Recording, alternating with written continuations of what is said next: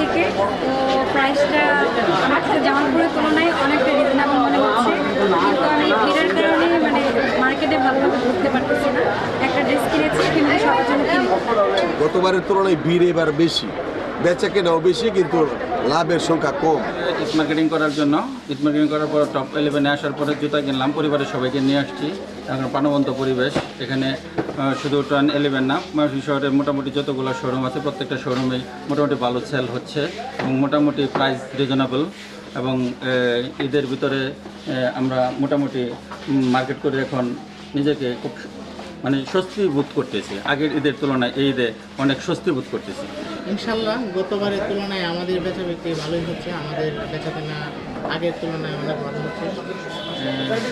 বিশাল পরিসরে আমাদের কাস্টমারদের সার্ভিসের জন্য সকল ধরনের ব্যবস্থা সুযোগ সুবিধা রয়েছে আমাদের এখানে। গত বছর তুলনায় তো কেনাকাটার ভিড় কিছু কম, আর দাম যা আছে স্থিতিশীল আছে। হয়তো বা সামনে কিছুদিন আছে, হয়তো বা কেনাকাটা হয়তো বা বৃদ্ধি পাবে।